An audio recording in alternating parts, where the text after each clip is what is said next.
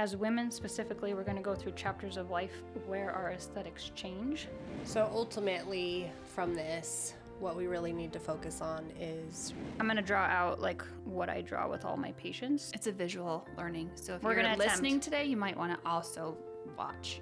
The most important relationship that you have in your life is your relationship with yourself.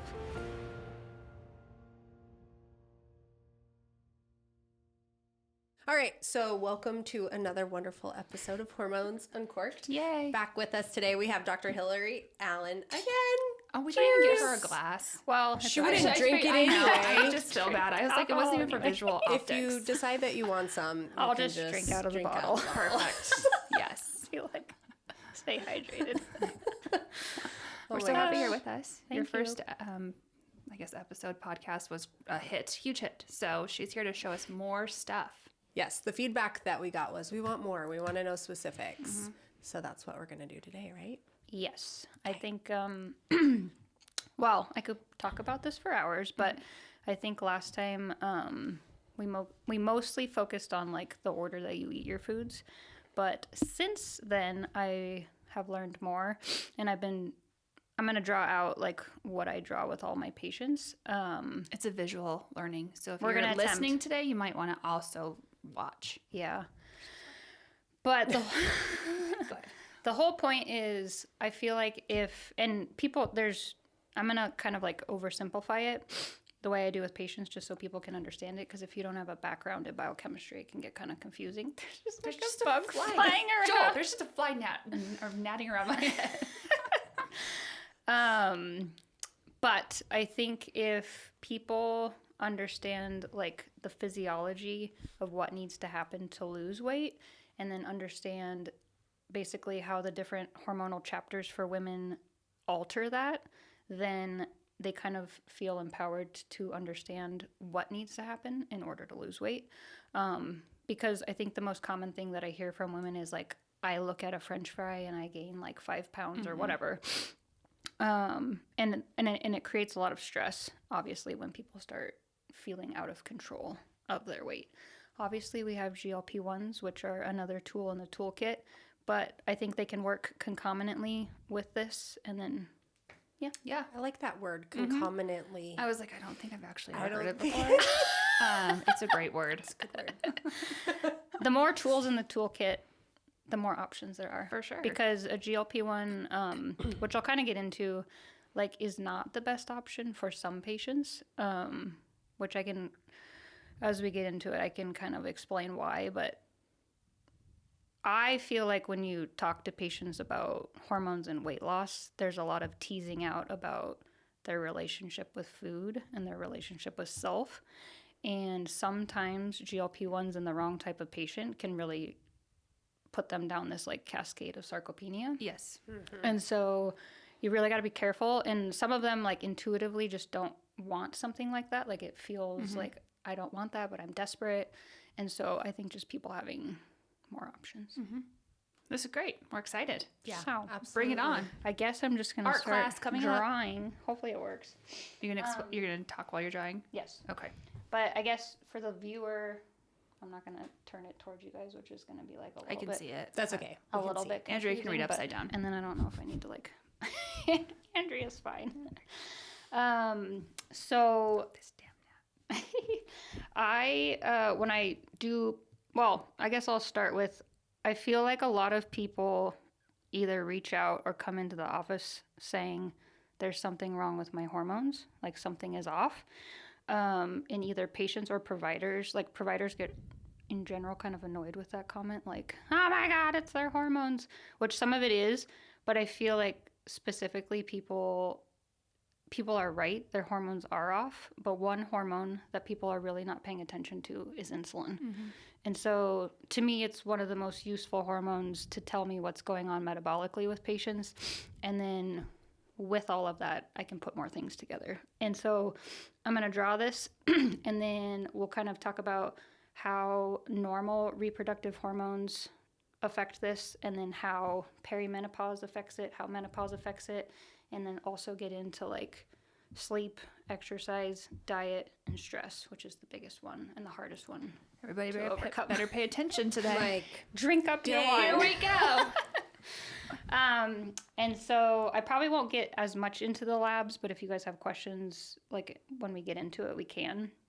But basically, I can get into the different types of glucose molecules. But basically, I tell patients that glucose goes into the bloodstream, and ancestrally, and again, I'm like way oversimplifying this, but ancestrally, if you think about it, glucose is an energy source that gets muscle to move. So like, I'm going to run, I'm going to jump, I'm going to hunt, whatever.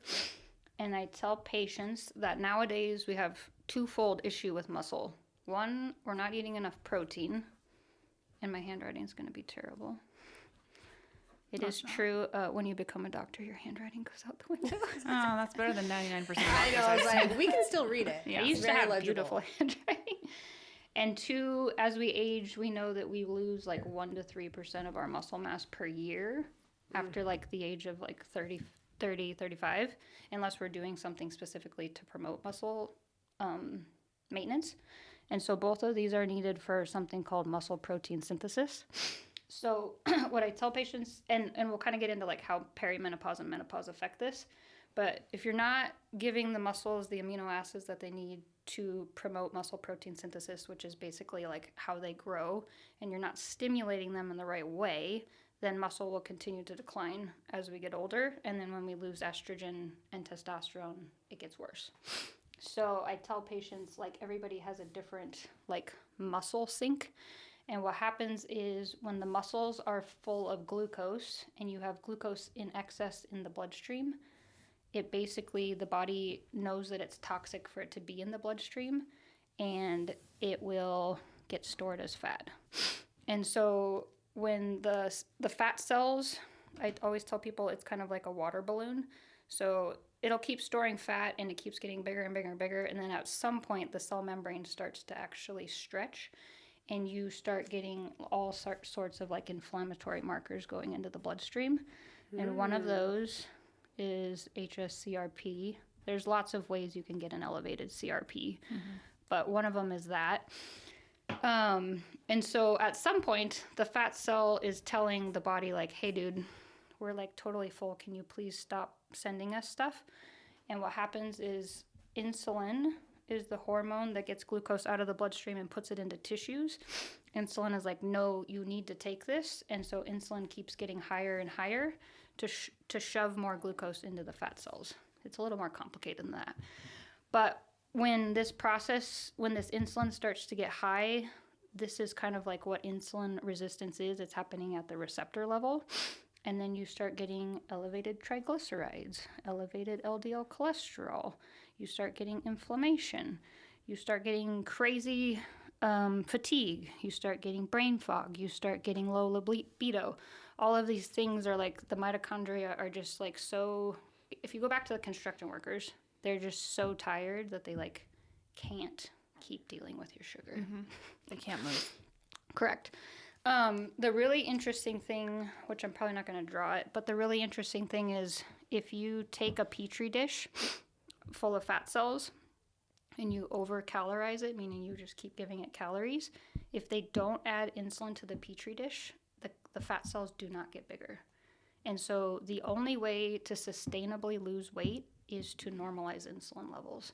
And so that's where like all of these hacks come in, is like we have to get insulin levels low in order for the fat cells to start releasing free fatty acids for energy, and we have to build muscle. So there's I'll go through it, but there's like multiple different things that need to happen. But I think a lot of women think that like I need to do more cardio, Right. I need to cut calories, and what happens is even if you're cutting calories, if you're still eating things that are spiking your insulin and you already have insulin resistance, then you get into this problem where you're like, you can only cut calories for a certain amount of time. Like hunger is always going to win. And so if you go into a caloric deficit, but you haven't fixed this like root problem, you're going to go into a caloric deficit, feel like you might lose a few pounds. You're going to rebound when somebody has pizza or cake or whatever. And then the insulin resistance just comes back like floridly. So that is the first step. Step 1. Step 1. Questions about that? What do you think about all of these, like, people promoting amino acids? Like all the amino acid supplements. Like, what do you think about them? Like the powders and Gary Brecka's like essential amino acids. Yeah, what do you think about those? I think it's fine. I mean, I think at this point, for people to hit certain macro goals, there's probably going to need to be some sort of supplementation, whether it's like protein powders, protein bars, X, Y, or Z. They're all still like considered processed foods. Like it's always going to be better to like I always Eat just real go food. back to nature. Like the bears aren't like, I'm going to pull out my amino acid supplement and be like, look at me. I mean, we didn't come from that, right? Like we came from carnivores. Like our body still functions like that. So we should be eating like that. Yeah. So I think like modern day is like very busy. Like Andrea did 6,000 things today.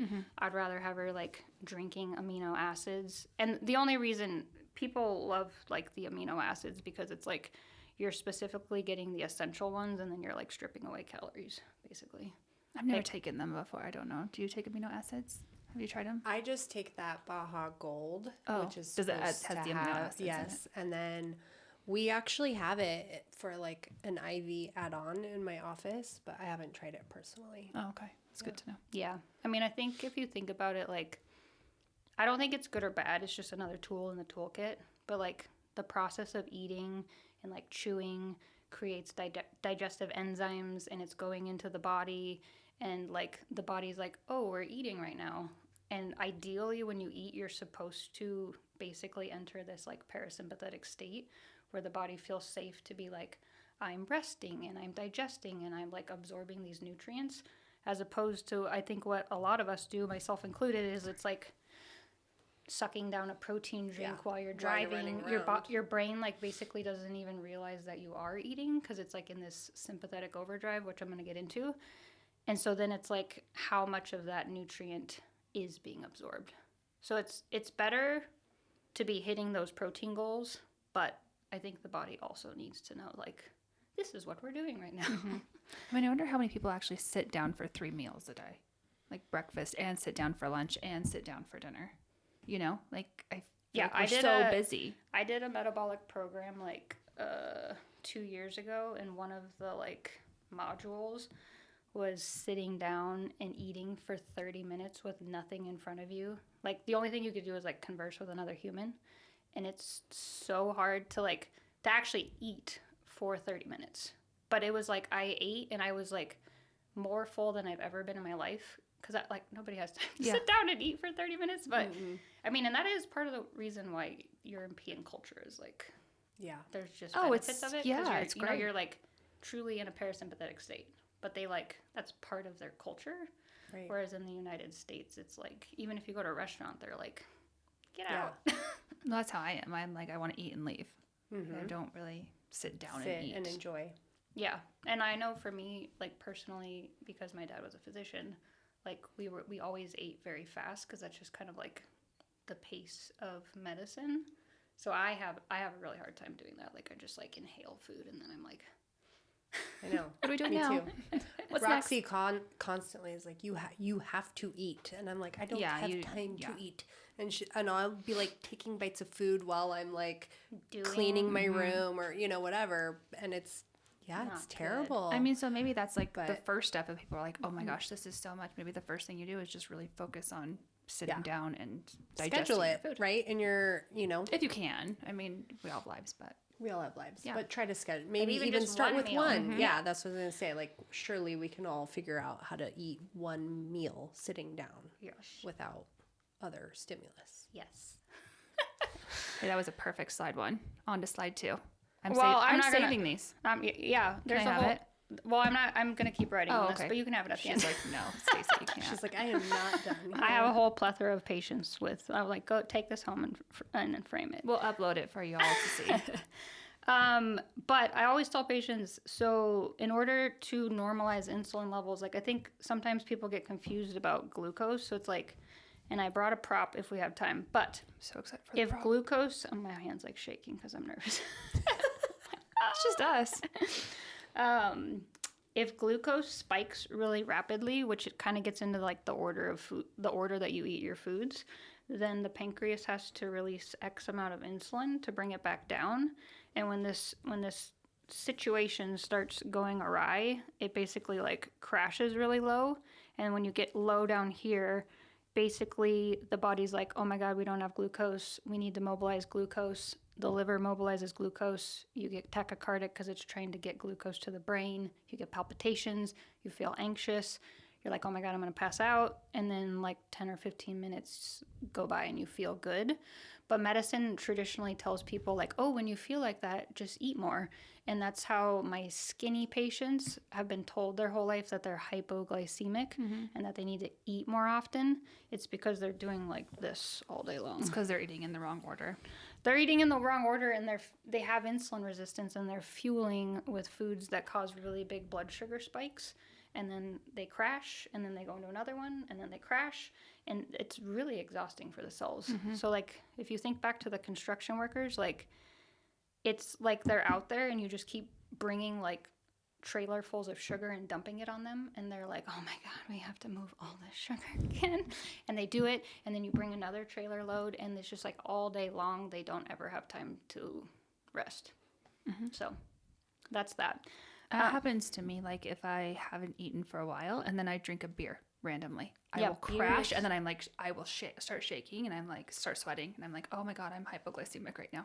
Beer is... Or in the middle of the night when you've been yeah. drinking and you wake up at 2 or 3 and you're like shaky and tachycardic.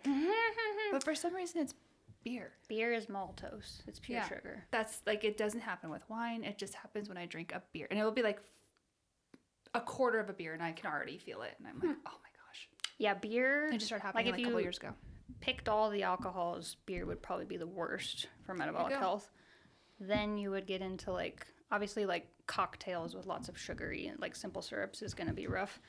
Wine and then hard alcohol would actually probably be the best metabolically. This is why I was drinking tequila the other night, thinking I was doing something good for myself. I did not. I did something very bad. But yes, alcohol will cause hypoglycemia, and then you'll have hypoglycemia. It's actually funny because I remember one of your guys' recent podcasts, Stacey. you were like, I had Mexican food and I had a margarita and my blood sugar didn't spike. It's because the alcohol actually transiently keeps blood sugars low. And so, but there's a different metabolic issue going on because like the liver's using so much energy to metabolize the alcohol. But then if you have insulin resistance, you actually will drop in the middle of the night, and then you'll wake up because the liver's mobilizing glucose, and then the brain's like, oh, it's time to be on because we have glucose in the bloodstream. And that's how some people, like when people tell me they're hot at night or they wake up in the middle of the night and their brain can't turn off, some of it gets into like a cognitive cycle, but the root cause of it a lot of times is blood sugar issues. I realized if I ate like 2 macadamia nuts before bed when I was wearing the monitor, then I wouldn't crash. I would just be like, straight in like the, high 50s. Yeah. Low 60s. And I know this because I take care of a lot of pregnant patients with CGMs, because you actually get into like ketosis much easier in the 3rd trimester. So they kind of like have to eat a protein snack before bed, and it's kind of the same thing. So that's great. It's good to know. Yeah. So what was I going to... Okay. So what I was going to talk about, first one is sleep. So night shift workers, like this whole process is so bad because if you eat the same exact things, if you have like if we could control for hormones, if you eat the exact same things day 1 and day 2, but one night you had bad sleep and then the other night you had really restful, restorative sleep, you're like completely transiently insulin resistant the night that you did not have normal sleep. And so that's why it gets kind of hard for people. Like they're like, well, I ate this yesterday and I felt fine, but then this day I didn't. But the sleep piece is so huge. Like it creates massive insulin resistance. And it's okay, like, like you partied one night and the next day your cravings are probably crazy. It's why you don't feel too good. You might crave more sugary things. But then if you get restful sleep the next day, the blood sugars are much better. Oh, I did. I slept so great and felt fine on Sunday. Yeah. Like, I felt great. Don't drink tequila. But it's like the blood sugar dysregulation and then the sleep disturbance creates massive insulin resistance. And I've seen this with like myself with call and all the things. The interesting thing, if any of the listeners are postpartum, there actually seems to be like a protective mechanism. Like you do not become as insulin resistant. Yeah, right, because you're up all night. Yes. Not as insulin resistant as like somebody that's, not in that chapter of life. Mm-hmm. So, I wonder because you're postpartum too, like you want to eat more, so you do eat more snacks throughout the day. Well, and like, did you eat snacks when you breastfed at night? Because I did. Like You said you loved pistachios. I loved pistachios. I don't remember eating ever at night. I just remember chugging everywhere. water. I just remember always being like, drink more water, so you can make more milk.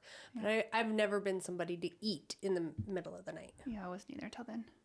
Well, what I see a lot with postpartum patients, which I wasn't really going to talk about pregnancy or postpartum, but while we're on the topic, what happens is, especially people that are breastfeeding, they basically especially if you don't have like good eating habits going into postpartum, what happens is they will go really, really long amounts of time without eating because they're so focused on the other tiny human that they're keeping alive. And then by the time they do eat, they're like ravenous, like I'm going to pass out X, Y, or Z. And so they go towards those really ultra processed carbohydrates because they're fast, they're easy, like I'm going to eat a bunch of Cheez-Its or whatever. And then they get into blood sugar dysregulation. And on top of that, because they're postpartum, they're generally not doing dedicated exercise, which is fine, but that's not really like the chapter they're in. And so they're losing muscle, and then they're fueling with carbs, and you get into this insulin resistant cycle because in general, like most women, the first like 1 or 2 months postpartum, they actually lose a decent amount of weight just because they're so stressed out. But then I see them like 6 months to a year later, and they're like, oh my God, like I can't get rid of this weight, and it feeds into this stress cycle. And then it's like there's really just a giant fueling issue. And then I think there's just such an expectation to like bounce back postpartum that people are like intuitively caloric restricting. Like they're like, I'm just not going to eat any food, but it's like the body's trying to produce milk and you actually need to be in caloric surplus. So your body holds on to weight on purpose. And it's just like this cultural thing. It's like a recipe for metabolic disaster. I could see that. Yeah. 100%. And I one of my closest friends, she was like, I was in Target and I felt like I was going to pass out. And I was like, what did you eat today? And she's like, I haven't ate today. And I was like, let's eat some eggs in the morning. Like, but it's hard when you have like multiple children and you're trying to keep them alive. It is. So I just feel like if you don't have like good habits beforehand, it's like really hard to make habits in that chapter. For sure. What were we talking about? And so, the way you eat is affecting your insulin, like what you the. Oh yeah, we will get to that. I'm gonna. I thought that's what we were talking about. Well, I was mostly saying like if you get into this blood sugar roller coaster, which is I got a marker on my finger. This is why people will text me or call me or message my office and be like, my cravings are out of control. Like I'm so tired all the time. I don't have any libido. This insulin resistant state makes it really hard for the cells to like even function, and they just get really, really sluggish, and the metabolism gets really, really sluggish. And so I think before we get in, like the stress piece is a whole separate piece, but I think what I have found in a lot of women nowadays is if we're just looking at normal menstrual cycles, the follicular phase is the first half of your cycle where you're basically estrogen dominant, and the luteal phase is the second half of the cycle where you're basically progesterone dominant. And in general, people in the follicular phase and close to ovulation will kind of intuitively have a suppression in appetite. And what I found with a lot of people that have disordered eating, which a lot of women have very disordered eating and body image, and myself included, and have been working on it for many years, they basically they kind of like capitalize on that and calorie restrict in the first half of the cycle. And so they're hacking into muscle tissue because the muscles do not have enough amino acids to like maintain themselves. And in the second half of the cycle, they almost like rebound, and you do need more calories in the luteal phase. And so basically what happens is they get into this really big insulin resistant piece. You get PMS, you get crazy anger and hangry, and you feel like everything's out of control, and then your period comes and you feel great. But so it's like the first half of the cycle, if they're not fueling appropriately, they're hacking into muscle because they're like they're calorically restricted essentially. And then the second half of the cycle, they're like feeding into insulin resistance. And then the next month comes. And it's like you keep losing muscle. And then you add fat because you're fueling inappropriately in the second half of the cycle. And then stress plays a huge role in this, which I'll get into too. So the interesting thing about perimenopause is estrogen starts getting erratic, and some months progesterone, like you're not ovulating, therefore you don't have like a really robust progesterone level. So like for me, because I track my hormones, some months I'm like, I'm not insulin resistant right now, so I can eat whatever I want. Because I am just like, I know the physiology, and so it's just interesting because perimenopause is not necessarily always metabolically bad. It just kind of depends on the person. But then there's other months where I will ovulate and I'll be like, holy shit, these cravings are like a lot. And you like really have to be diligent about the order you're eating, like managing your stress, telling people no, like resting, because the luteal phase is definitely like a phase of the cycle where you're kind of like hibernating. But society doesn't really. That's why we're all wearing Vuori today. Yes. And Lulu. I'm wearing Lulu. This is Lulu. Yeah, Lulu and Vuori. That and figs. Hilary's like, I want to wear Vuori. We're like, the only things say no more. Hella deep luteal. Yeah. We're in. Don't care. We're in. This is as good as it's gonna get. Yeah. And I think you know, the luteal phase is kind of hallmarked by like a little bit more inflammation. You feel a little more swollen, and that can further feed into like people's like pathology and emotional stress about body image, which all of this comes back to like, if women just know how to work with these hormones, I feel like they have a lot more control. But nobody's ever really talked to anybody about. Right. I was just gonna like say how your like hormones are working with Well, your nobody's really metabolism. talked about hormones. So Well, like exactly. When you talk about, now we have to talk about like how to eat with them, which is great. Like we should know how to eat with them. That'd be so much more easier. Like if I could teach my 13-year-old how to eat with her hormones, Yeah. it would be. That's how we should be learning. We should Well, be I learning think this just from going 13. back, from the very Yeah. beginning, you should be learning the different phases. Yeah, and like what is that a hormonal means. cycle? What is Yes. normal? Like it's actually normal for your body to change throughout the menstrual cycle. And it doesn't mean punish it. Like it's No, just because doing you all things. know, like you one day you'll be like, then the next day you wake up and you've lost like 5 pounds of peeing, you know, Yeah. right? Because it's like you just have shifted Yeah. from that luteal phase, and then like, I mean, I don't have my cycle anymore, but I can tell where I'm at. I'm like, oh Yeah. my gosh, I feel so much less bloated and swollen. And that podcast that you sent us, I was listening to Yeah, that was a little great. bit today, and that's Which and one? The one she- with Peter Tien, the sexual Yeah. hormone one. Oh yeah, that one. and is she really was saying interesting. like she has clients where they plan for her bodybuilding people to be really in their show or whatever. Yep. On that like 9th, 10th day of their cycle, Yeah. because they're going to be strong. Yes, when you peak performance. when you feel Yeah. great, you Yeah. know, Yeah. you're like, yes, I look so good. I feel Yeah. great. And then like 2 weeks later, you're like, I feel like shit. Well, and I think normalizing too, like when you get into the muscle protein synthesis, like you're not, like I'm not motivated every single day to go work out. And the way you work out does have to change as you get into perimenopause, but it's like, it's okay to show up and like warm up for 10 minutes. And then like, I post about it on Instagram all the time, like warm up, see how you feel. If you don't feel good, change it. Like the other night I was like, I feel like shit, so I'm gonna do like Pilates or like something easier. Like I'm not gonna be able to do deadlifts tonight, or like I'll try to do one set of deadlifts and like I can't lift the same weight because I track it, and then I'm like, that's okay, I'll just drop down the weight, at least I'm moving my body. We'll try again tomorrow or like whatever. You need to write a book.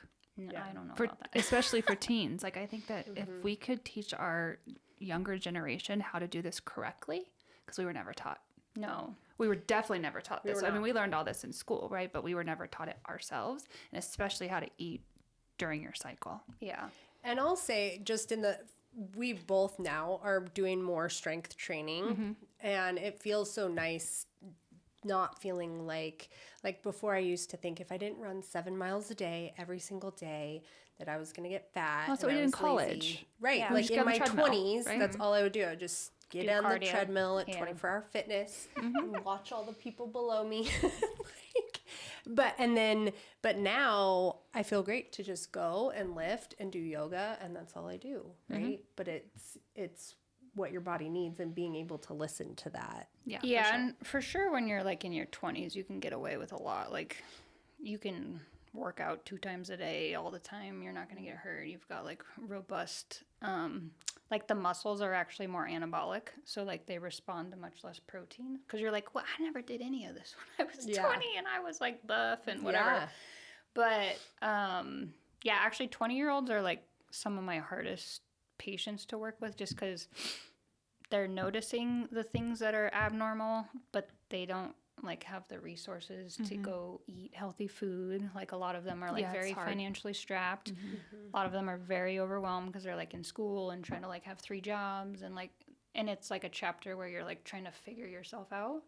Like 40-year-old women are like my most favorite patients because they're like, fuck this. Yeah. Like, I need everything to do. Just tell me what to pay you. Okay, and I don't care how much it costs. Let's do this. Yeah, like they're like, they got everything and they're all dialed I want to feel like I did in my 20s just with the money. Yeah. Yeah. But yes, it would be nice if young women understood this more, which I see a lot of young women and talk to them about this. Because I also tell people, so this pen's going to drive me crazy. What we're seeing in a lot of generations now is that you're born with insulin resistance.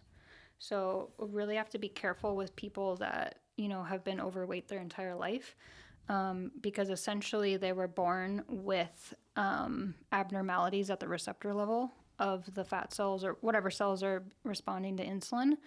And so it gets really frustrating for them because they're like, well, I have my skinny friend who doesn't do anything and I'm working so hard and I'm still not seeing results. And to me, when, you know, body image and like they're weightlifting, they're eating healthy, I have a lot of 20-year-olds that are doing that. That's kind of to me where the GLP-1s can come in as a tool because they almost need something to push them farther. And I looked into it recently. There's actually some literature that GLP-1s might be altering the epigenetics of the insulin receptors. Cool. But yeah, I mean, it's really frustrating. In a positive way, you're saying. Yes. I was like, just making sure. Yeah, in a good way. And the same thing happens with women with their husbands. Like, how many times does your husband like, I cut out beer and I lost 30 pounds? It's because they're so anabolic compared to us. They have so much more muscle that they can get away with so much more. So they have to make very small tweaks and this pathway fixes much faster. So I always tell patients, like, the more muscle you have, the more shittily you can eat, technically, because muscle is basically just a glucose sink. So muscle will just take up glucose. And that's why, you know, sometimes people that are like really, you know, like bodybuilders, very beautiful physique, they've had to do a lot of work to get there, but they eat a lot of food. And you're like, what? Like, I don't understand this. But it's because they have so much muscle. And I've noticed this even, like, this year I've put on more muscle than I've ever had. And, like, I've had to eat a lot of carbs to, like, maintain it. Like, my muscles are hungry.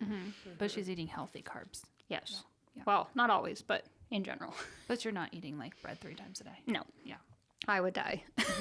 And I would have terrible rashes. Maybe we should list out the difference between, like, the carbs, too. Yes, I'm planning to do that.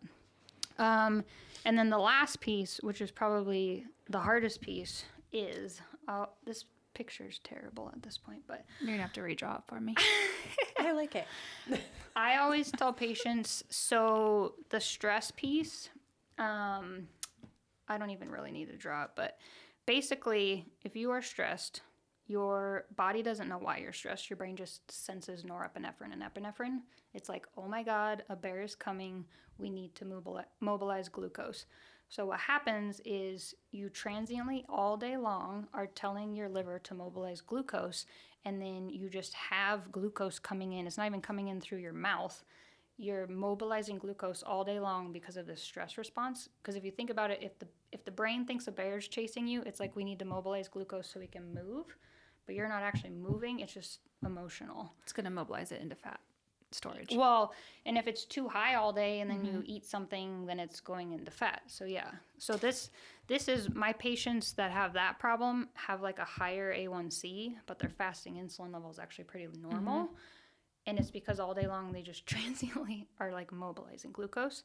And when you watch it on a CGM, like I have patients that are like super anxious and they're like, oh my God, like I had no idea that interacting with X, Y, or Z was spiking my glucose, and I never ate anything. I didn't eat anything 2 hours before, and that is a stress response. You know, it's funny. So Ryan, who works with me, he won't mind me saying this because he's telling everybody. He wore his CGM, and we had, you know, a small trial that we were all on a couple weeks ago. It's fine. Nobody look it up. And he was on stand, and his glucose was up to 170. Wow. And he was just like so stressed and so anxious, like acutely for an hour. He just spiked, and then it was crazy. He's like, I've never seen this before, and you could see his like.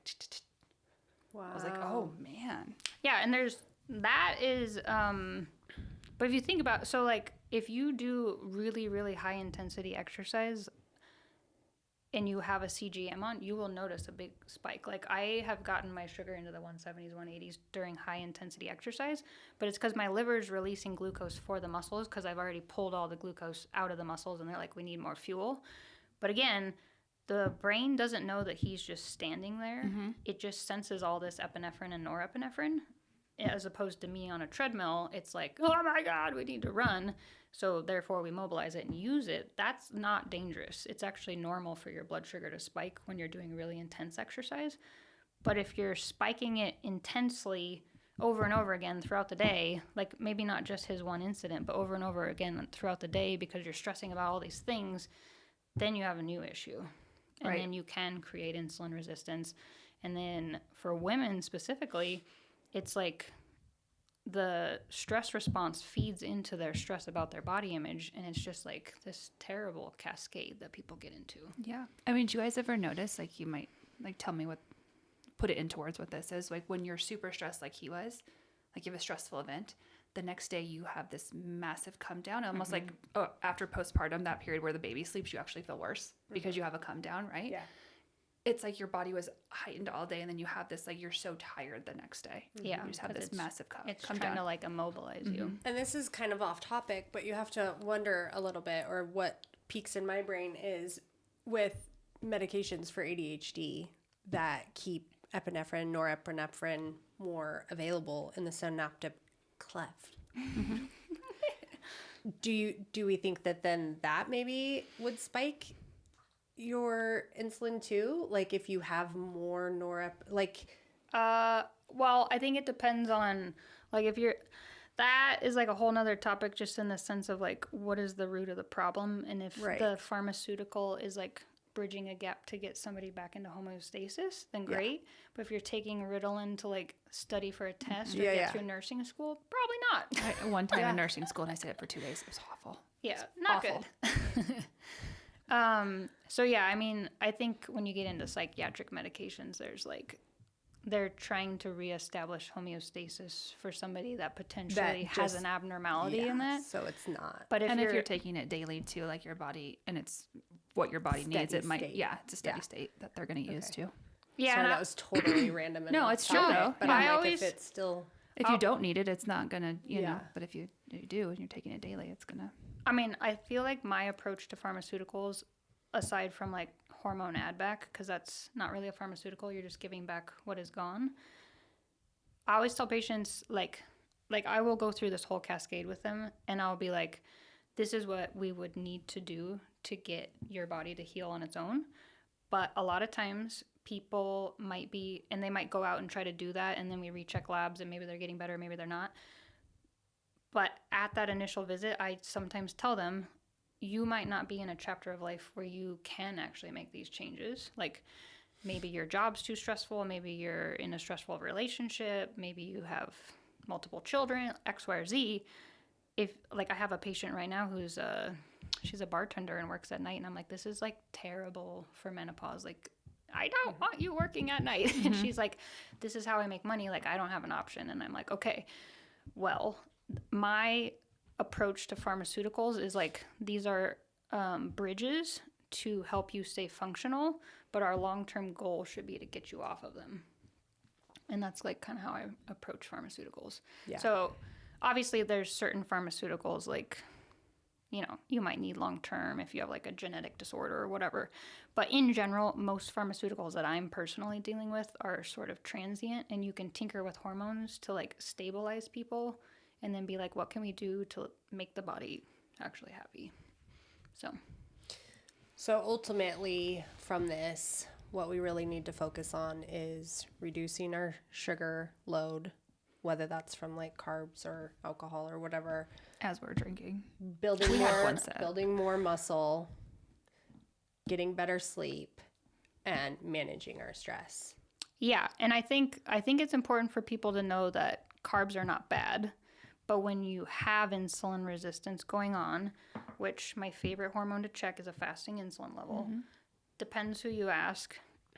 Technically less than 10 is normal, but less than 5 is optimal. Like, it tells me metabolically that things are working really well.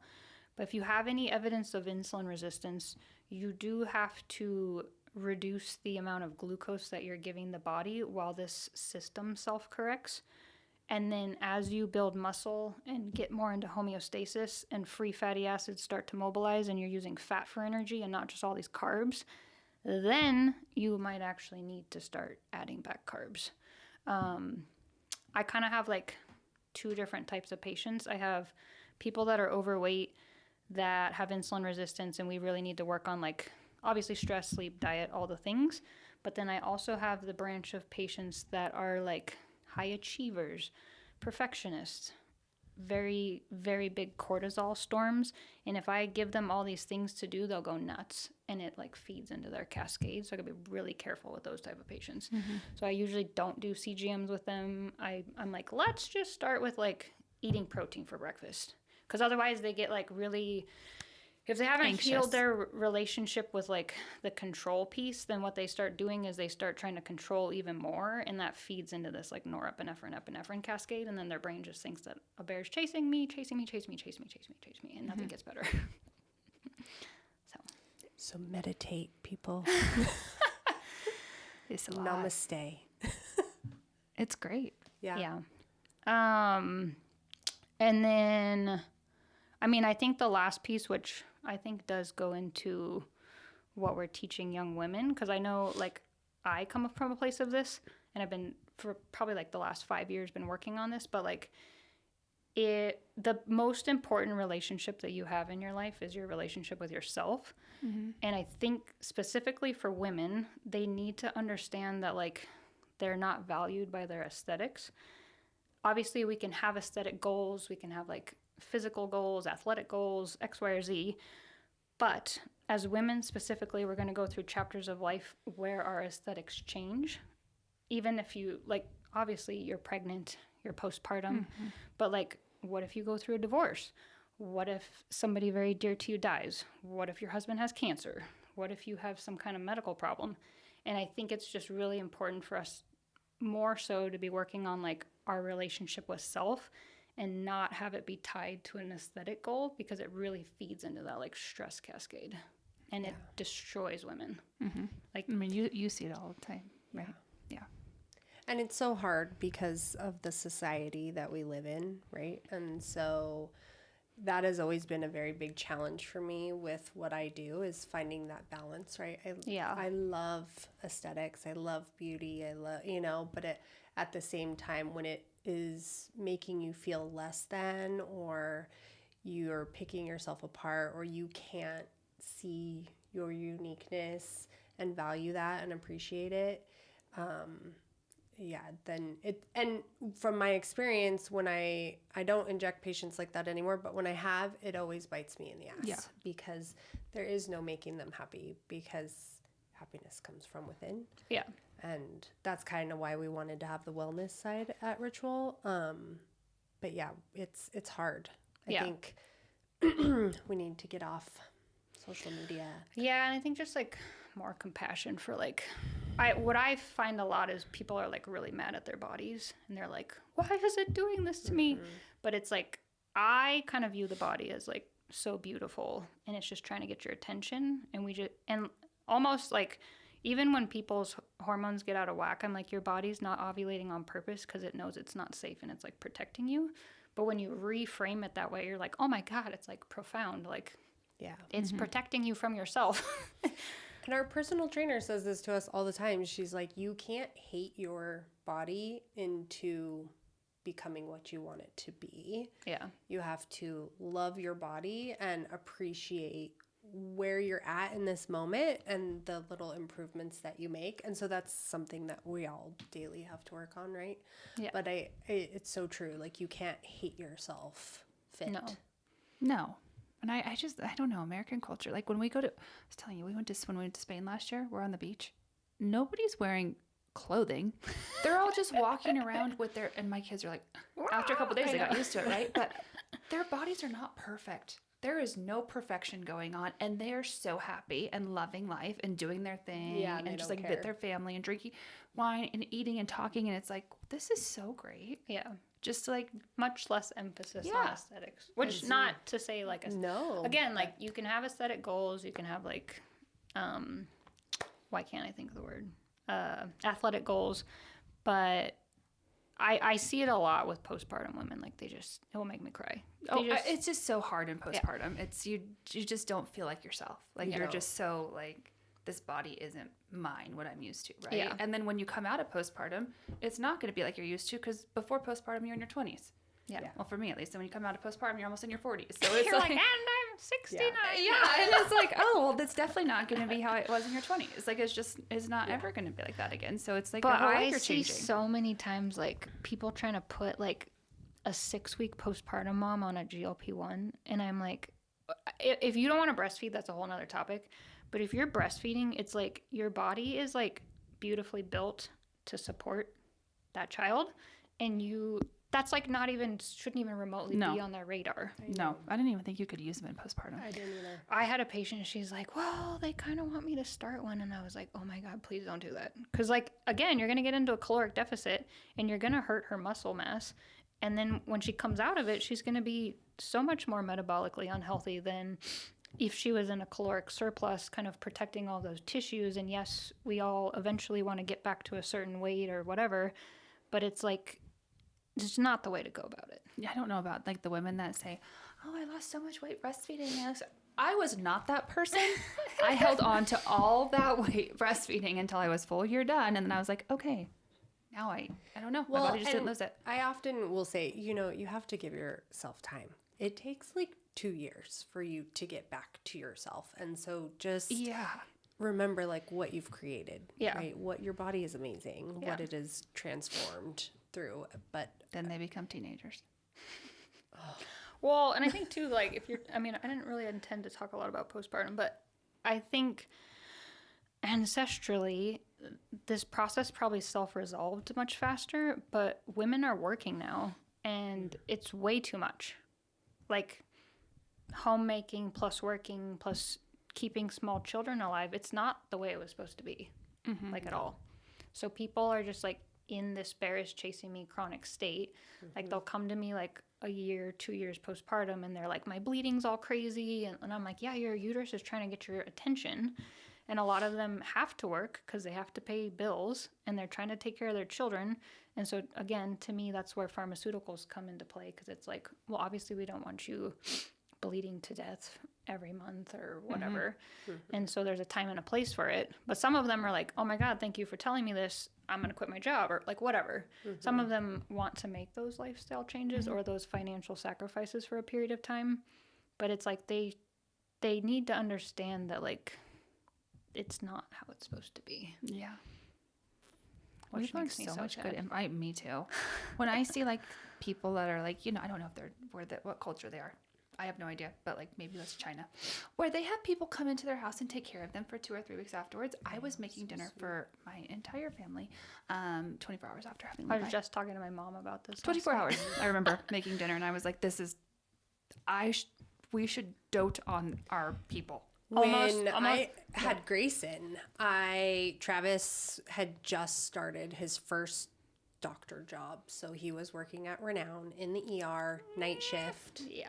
So I was up all night by myself with Grayson. He would come home. He could help for like a little bit, and then he would sleep all day. So I would take care of Grayson all day. Then I had some horrible situation where I got pyelo and I almost like went septic, and I had to call Katie crying to come take Easton to school so that I could get to OBGYN associate. Like, it was a nightmare. I got there and I was like wearing my slippers and I'm like, this is not, I don't think this is how this is supposed to go. Yes. But it was just like, what do? You know, when you have a spouse, like everybody's just doing the best they can. But yeah, it would be so nice. And society tells us that we need to bounce back or we need to do this right away and you need to look perfect and you need to be ready to go at 6 weeks and be working. And that's not how it should. You don't feel ready. No, your body doesn't feel ready for a long time. I will say though, when Renown called in, they were like, okay, it's time for you to come back from maternity leave. And I was like, I don't want to go back. And Travis was like, don't. Yeah, that was such a blessing. I guess I shouldn't say it on the air, but I'll do anything I can to prolong maternity leave. Yeah. That's so nice. Yeah. I'll come up with any reason. I mean, some companies are more strict than others, but yeah, it doesn't make any like physiologic sense. 6 months, man. No, I don't know a single woman that's like, I could probably think of a couple women that really wanted to go back to work, but I think it's more like their detachment from self, like working is like filling a void almost. Or they've had like really traumatic birth and it's like a distraction to go back to work. But I don't know anybody that's like physiologically in tune with themselves that wants to go back to work at 6 weeks or even 12 weeks. No. I wish it was 6 months. I feel like you start feeling better about yourself at 6 months. Yeah. But it was 12. All of them were 12. And then just trying to figure out the rhythm of your child too, because that really takes time. And I feel like as soon as you feel like you've got it figured out, it changes again. Well, they have like sleep regression at 4 months, which is right when you go back to work. And it's like, awesome, I can't sleep again and I'm back at work. Yeah. And don't drink all the glucose. All you want to do is just chug wine. That's true. I know but I think the more people, I mean, I just think postpartum specifically, like the more people feel that support and like understand that nothing that is being asked of them is normal. Because I think a lot of people like think that other people just have it all together. They do, and people don't. Like they'll say, "You do so much, you feel like it." I was like, no, I don't either. You know. And I've now started recommending I see some patients before they see you guys, and I'm like, you need a postpartum doula. I wish I had one. Yeah, Katie had one. I wish I had a postpartum doula. I didn't know what I was doing. I had my sister-in-laws, but everything hurt, and I didn't know what I was doing. Yeah. Or just really supportive women in your life. Yeah, but I was the first out of everybody to have babies. And that's hard. You know, so I would. None of my friends knew. Nobody knew. So it would have been really nice to have a postpartum doula. Yeah, that meal train is a wonderful thing for new moms. I think that's one of the best things that you can do for new moms. Or there's a lot of women that are like waiting for their babies to be born, and they're like, you know, they're kind of just like nesting, but like they don't really have anything to do. I'm like, just meal prep as much food as you can and freeze it. That's so smart. Like, because then you have meals ready to go. I mean, people are just incredibly resilient is what I feel. If anybody has a baby and they just want to go sleep, I will come. Hold your baby and Netflix and chill. Totally fine. No questions asked. I love babies. If I ever have a child, there's like so many of my friends have already had children and they're like, I will come over. Yeah, I love it. Go to sleep for as long as you want. That's fine. I got this. Oh, Netflix and chill. I'm good. I won't make you dinner because I will do a bad job, but I will hold your baby. Hold that baby. Yes, I will hold that baby. You can shower, you can sleep. I don't care what you do. I just want to hold babies. How much time do we have? I don't know. What time is it?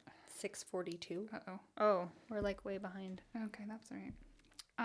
Okay, anything else you want to add to wrap up with? Well, I was going to show you my demonstration Let's say your prop. about fiber. We have to see it. Okay, it's kind of lame, but... Let me just text the next person and tell her. I know, sorry, lady. Like, I'm sorry, but we have to see this. This is something I'm not good with, is fiber. I got a new fiber. Flora something. What fiber do you recommend, Hilary? Food. Chia. Chia. I know. No, I actually don't eat chia. Oh. I just didn't. Chia makes me so bloated. Yeah, don't eat chia. It makes me. I tried to put it in my smoothie. I was like, not gonna happen. You can eat fiber from seeds, but in general, they kind of need to be blended up, and they're obviously very calorically dense. So you don't want to just be like eating a shit ton of seeds. But I brought this for my demonstration. You brought chia seeds that you just told us not to eat for your demonstration. Yeah, I have them in my. I didn't. Well, so I actually eat 2 tablespoons of basil seeds every day. They don't taste like basil, but they have way more fiber than chia seeds. I think 2 tablespoons gets you 15 grams. Oh. It's like 130 calories, so it's calorie dense. But that, I mean, I usually am getting like 40 grams of fiber a day. People think like leafy greens have a lot of fiber, but they actually don't. But I mean, the more vegetables you eat, the better. Apples have a lot of fiber. Apples, avocados, raspberries, blueberries. That's why I say apple day keeps doctor away. Look at all the shit apples have. They're so good for you. Seeds and nuts. Beans. I love apples. Beans have a lot of fiber. Complex carbs. We have know a lot beans of fiber. have a lot of fiber. Yes. The magical food. I guess I eat more fiber than I think. I eat avocados. I love avocados. Yeah, they say ancestrally people used to eat upwards of like 50 to 60 grams of fiber a day, which is actually really hard to do. But they used to just be like chewing on things a lot. So, you know, you think about like a cow is not a great example, but they're just like constantly chewing on things.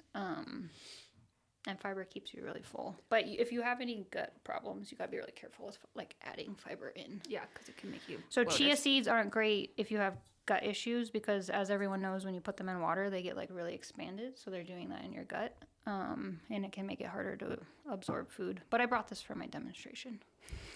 Chia seeds remind me of freaking boba. You know, when like, I try to like it. I don't. It's disgusting. I like the Mama Chia brand, but it's probably full of boba? sugar.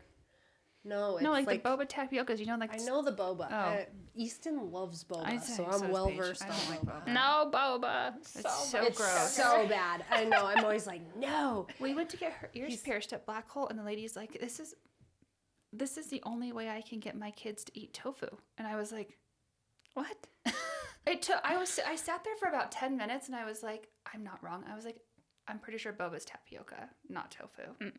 Isn't it? Not tofu. That's not. It's tapioca. Yeah. Balls. It's not. It's like pure tofu. sugar. Yeah, it's not tofu. I was like, sugar unless balls maybe there's This isn't that tofu. pop in your mouth. an Asian boba we don't know about. No. Anyways, go on. It's okay. So this might be a stupid analogy, but when you drink sugar or eat it, it just goes straight into your bloodstream super fast. Like wine. All in there. Big old insulin spike.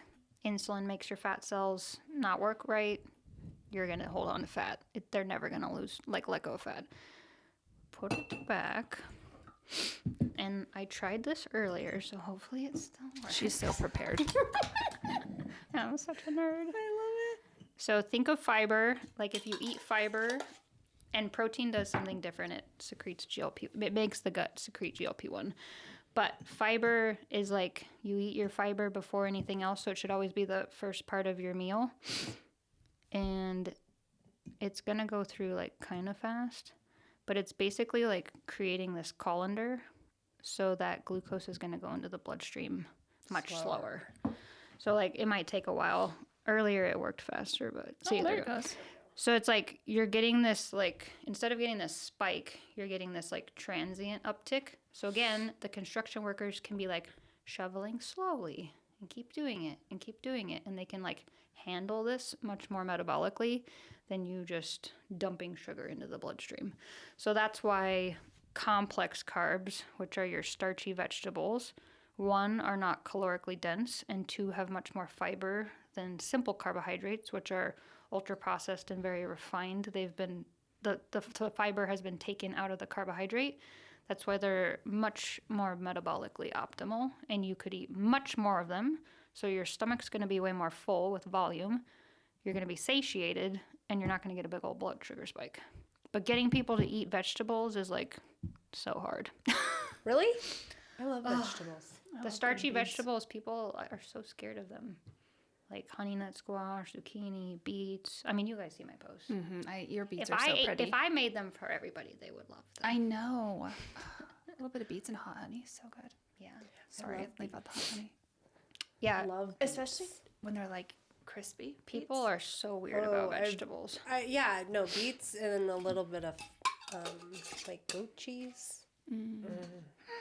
Well, that's my demonstration. I love the demonstration. Thank you. But yeah, and then if you eat protein, then you get GLP-1.